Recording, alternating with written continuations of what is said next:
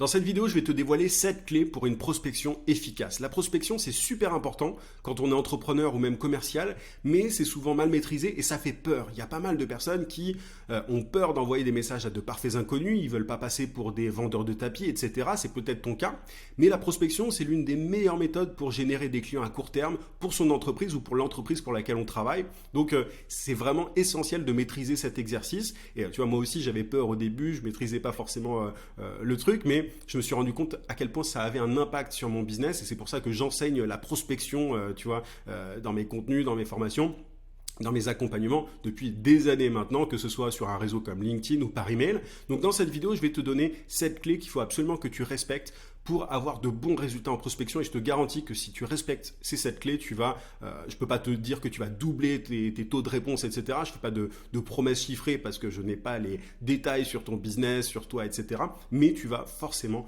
améliorer tes résultats, donc reste bien jusqu'à la fin. Juste avant, je t'invite à mettre un gros pouce sous la vidéo pour me soutenir et pour me montrer que ce genre de contenu te plaît. Abonne-toi aussi à la chaîne si ce n'est pas déjà fait, j'ai des centaines de vidéos sur la vente, le marketing, l'entrepreneuriat, donc ça devrait te plaire. Active la cloche de notification également pour ne pas rater mes prochains contenus. Et dernière chose, si tu veux aller plus loin par rapport au sujet de la prospection, la meilleure chose que tu puisses faire, c'est t'inscrire à mes emails secrets. Tu as le lien d'inscription en description. Tu peux aussi cliquer sur le i et en t'inscrivant, c'est très simple. Tu vas recevoir chaque matin à 9 h un email rempli de conseils, de méthodes, d'astuces pour trouver plus de clients et pour facturer tes services à des tarifs premium. Mon meilleur contenu se trouve dans mes emails secrets. Il y a plus de 15 000 entrepreneurs qui sont déjà inscrits à l'heure actuelle. Donc si tu es coach, consultant, formateur, freelance, commercial, start-upper, bref, à partir du moment où tu t'adresses à des professionnels ou à des entreprises, c'est vraiment là que ça se passe. Il faut être ambitieux, motivé, il faut être prêt à se retrousser les manches parce que voilà, mon contenu est assez dense et assez exigeant, on va dire, tu vois, je cherche pas à attirer des touristes qui veulent gagner de l'argent en appuyant simplement sur un bouton, c'est vraiment pas le style de la maison,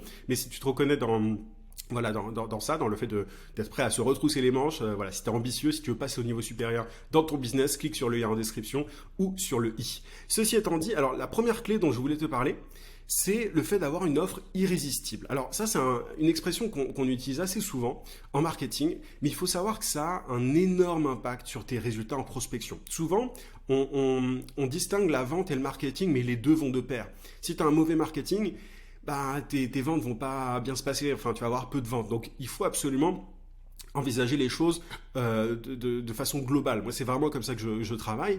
Et pour avoir une offre irrésistible, il faut simplement régler un problème urgent et douloureux. C'est important d'avoir une promesse forte, tu vois, de régler un problème urgent ou douloureux. Il faut que ton produit ou ton service fasse gagner de l'argent ou du temps à tes prospects. Et c'est comme ça que tu vas vraiment donner envie derrière, lorsque tu vas prospecter, à tes prospects de passer à l'action, en fait, rapidement, pas dans un mois, dans 2 mois, etc. Donc, il faut absolument que tu aies une offre irrésistible, quelque chose de fort. Au-delà de la promesse forte, il faut que tu peux avoir des garanties, c'est pas forcément le sujet de cette vidéo de te parler d'offres irrésistibles. Je l'ai beaucoup fait sur ma chaîne, donc je t'invite à regarder d'autres de mes vidéos sur le sujet. Mais voilà, il faut absolument, et c'est un truc que je répète assez souvent, mais il faut absolument avoir un marketing fort, donc régler un problème urgent et douloureux, parce que c'est comme ça que tu vas donner envie à tes prospects de passer à l'action. Et il faut pas proposer quelque chose de trop cher d'entrée de jeu. Tu vois, si tu prospectes et que même pour une entreprise pour laquelle tu bosses en tant que commercial et que tu cherches à vendre un service à 100 000 euros,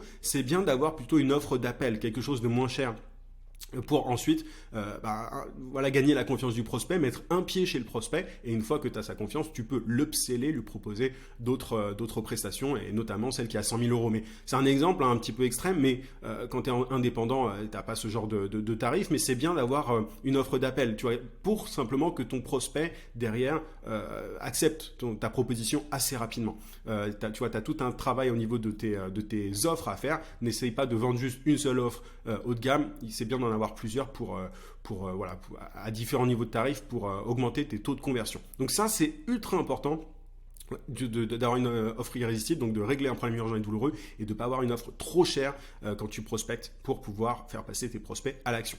Deuxième clé, c'est le fait de cibler les bons prospects. Alors, il faut être précis sur sa cible. C'est un truc que je répète depuis des années, mais je vois des tonnes et des tonnes d'entrepreneurs qui me disent qu'ils aident les TPE, les PME, les ETI, etc., les indépendants, etc.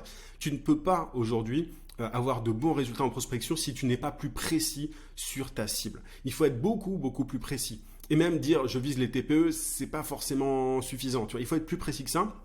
Parce que quand on s'adresse à quelqu'un, tu vois, quand un inconnu reçoit ton message, il veut que tu règles son problème à lui et uniquement à lui. Il se fiche que enfin, s'il voit que tu t'adresses à tout un tas de cibles différentes, déjà ta promesse va pas vraiment résonner auprès de lui, elle va être un peu floue, un peu vague.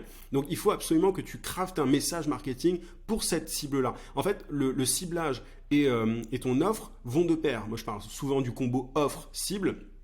Et c'est en ayant une offre forte pour une cible bien spécifique que tu peux avoir de très très bons résultats en prospection. Ça va vraiment de pair. Moi, j'accompagne énormément d'entrepreneurs là-dessus parce que c'est le truc le moins maîtrisé. Il y a plein de gens qui courent après les outils, les hacks, etc. pour prospecter. Mais le plus important, ce qui fait vraiment le gros des résultats, c'est ce combo offre-cible. Donc, sois précis sur ta cible.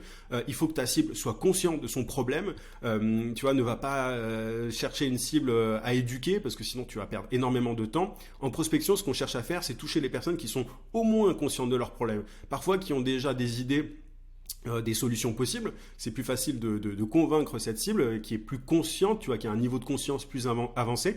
Mais en tout cas, va chercher des prospects qui sont conscients de leurs problèmes. Va pas chercher, tu vois, si tu es par exemple quelqu'un qui aide enfin, si tu es consultant en publicité, va toucher des personnes qui sont conscientes qu'elles ont besoin de plus de trafic. Tu vois, ne va pas. Enfin, c'est un peu bidon comme exemple. Je pourrais te donner le cas d'un consultant SEO en optimisation de conversion de site web. Va toucher des personnes qui savent que elles laissent de l'argent sur la table en n'optimisant pas leur site internet, tu vois. Enfin, ne va pas chercher des personnes qui ne savent pas qu'elles ont un taux de conversion faible sur leur site. Sinon, tu vas passer énormément de temps à les éduquer, à leur expliquer les choses, etc. Le bassin de prospects, quand tu fais ça, est plus important, mais c'est beaucoup plus long d'un point de vue au niveau de la vente, tu vois. Le cycle de décision est beaucoup plus long.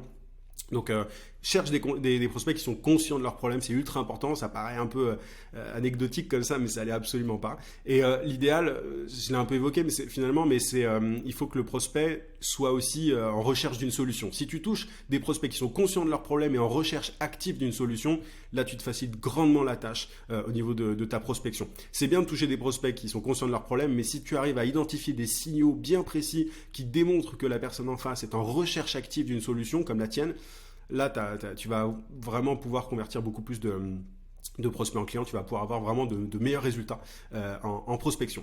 Donc voilà pour le combo, tu vois, offre cible. Je voulais vraiment passer un peu de temps dessus parce que c'est extrêmement important. Maintenant, un autre point, c'est qu'il faut utiliser le bon canal. Ça peut aller de soi, mais je vois parfois des gens prospecter là où leurs prospects ne sont pas. Tu vois, par exemple, je vois parfois des gens prospecter sur LinkedIn, alors que c'est pas pertinent pour eux.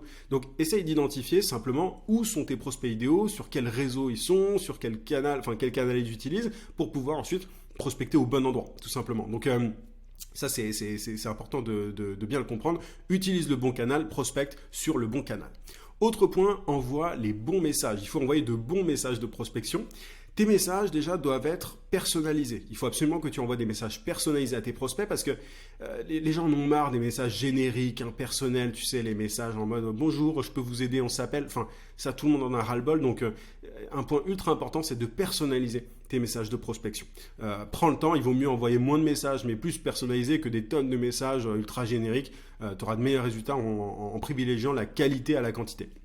Autre point, intéresse-toi à tes prospects. Tu vois, toujours dans cette idée d'envoyer de bons messages de prospection, intéresse-toi aux prospects, démontre que tu es à l'écoute de tes prospects, que tu n'es pas juste là pour vendre un truc. Ne sois pas agressif, ne cherche pas à vendre ton truc à tout prix, parce que plus tu es agressif de toute façon, plus tu fais fuir tes prospects. Les gens, ils n'ont pas envie les prospects adorent acheter, ils adorent payer des trucs, mais ils n'aiment pas qu'on leur force la main. Tu vois. Donc, qu'on leur torde le bras, c'est vraiment le pire truc à faire. Donc, intéresse-toi à tes prospects, ne sois pas agressif, pose des questions pour essayer d'identifier si le prospect a le problème que tu peux régler, s'il est ouvert à une solution, etc.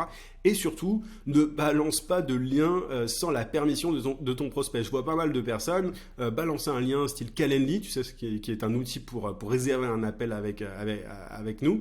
Ne balance pas un lien Calendly pour réserver un appel avec toi, alors que la personne en face ne t'a même pas dit si elle avait le problème, ne t'a pas dit qu'elle est en recherche d'une solution, et voilà, ne t'a pas donné la permission. Et c'est pareil pour quand tu envoies un lead magnet à un prospect, si tu veux lui envoyer une ressource, ne balance pas ton lien comme ça, parce que ça s'appelle du spam. Il faut absolument pas faire ça, parce que t'es mal vu par tes prospects, tu démarres pas la relation sur de bonnes bases. Donc voilà, il faut que tu sois plus fin, plus subtil, et plus le temps passe, plus la concurrence grandit, plus il faut être intelligent dans sa prospection et envoyer donc de bons messages, vraiment adopter ces bonnes pratiques. Autre point, il faut être régulier. Vraiment, c'est extrêmement important. C'est une clé qui peut paraître toute bête, mais il faut être régulier. Ne prospecte pas uniquement quand tu en as besoin, parce que quand tu fais ça, en tant qu'entrepreneur, en général, tu as un comportement qui n'est pas dingue. C'est-à-dire que tu es un petit peu...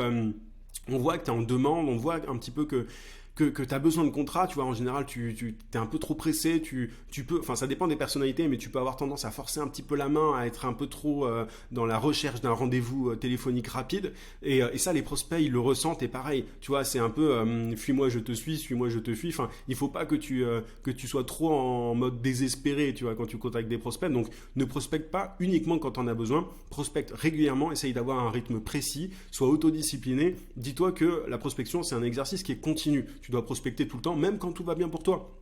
Il y a tout un tas de façons d'optimiser, de déléguer, d'automatiser ta prospection. J'en ai beaucoup parlé sur ma chaîne YouTube. Tu as tout un tas de vidéos sur le sujet. Et je te rappelle que si tu veux aller plus loin par rapport à ça, tu as mes emails secrets aussi dans lesquels je donne tout un tas de conseils pour ce genre de choses.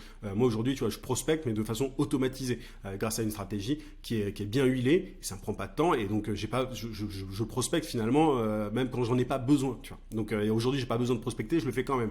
Donc c'est ultra important d'être régulier. Et ça, je trouve qu'on n'insiste pas assez là-dessus. Maintenant, il faut aussi, la sixième clé, c'est de faire des relances. Il faut savoir que tous les prospects ne passent pas à l'action de suite. Tu as plein de prospects qui ont besoin de plusieurs points de contact avant de te répondre, d'accepter de bosser avec toi, etc. Si quelqu'un ne te répond pas au premier message, ça ne veut pas dire qu'il n'est pas intéressé. Il peut être en vacances, il peut être malade, il peut avoir zappé ton message, il peut être occupé. Enfin, voilà, il y a tout un tas de raisons, mais c'est pas parce que quelqu'un ne te répond pas qu'il faut abandonner. Fais des relances. Maintenant, dans tes relances, essaye d'apporter de la valeur. Essaye par exemple de proposer une ressource gratuite à ton prospect, plutôt que de dire coucou, est-ce que vous avez vu mon message? Ça, c'est des relances un peu bateau, un peu assez typiques et qui personne n'a envie de répondre à ça. Essaye vraiment d'apporter quelque chose quand tu relances tes prospects. Et tu auras beaucoup plus de réponses en faisant ça. Mais fais des relances systématiquement, note-toi, utilise un CRM, utilise un tableau, un Google Sheet, ce que tu veux, mais relance tes prospects quand tu leur as envoyé un message.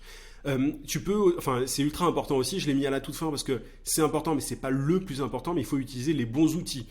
Il faut savoir que la stratégie en prospection, c'est beaucoup plus important que les outils, hein, je l'ai évoqué précédemment, donc c'est pour ça que j'ai mis tout ça, j'ai parlé de tout ça avant de te parler d'outils, mais en tout cas, une fois que tu as mis en place une bonne stratégie, évidemment, il faut utiliser de bons outils pour gagner du temps, pour être plus efficace. Utilise un bon CRM pour traquer tes prospects. Je t'ai parlé de CRM auparavant. Et pour envoyer des messages sur LinkedIn, par exemple, ou par email, tu as de super outils comme Wallaxy ou Woodpecker. Je te mettrai les liens en description, mais qui te permettent de gagner énormément de temps. Donc voilà, tu vois, il y a pas mal de choses, de conditions à réunir. Mais si tu réunis ces 7 clés que je viens de te décrire, tu auras de bons résultats en prospection, bien meilleurs que l'écrasante majorité des personnes qui prospectent. Je te garantis que c'est pas si difficile que ça de sortir du lot, de se démarquer, parce que le niveau est extrêmement faible en prospection, voilà, en francophonie en tout cas. Donc voilà, maintenant il n'y a plus qu'à, à toi de jouer. J'espère que cette vidéo t'a été utile. Si c'est le cas, mets un pouce, abonne-toi à la chaîne si ce n'est pas déjà fait. Et je te rappelle que si tu veux aller plus loin par rapport à ce genre de sujet,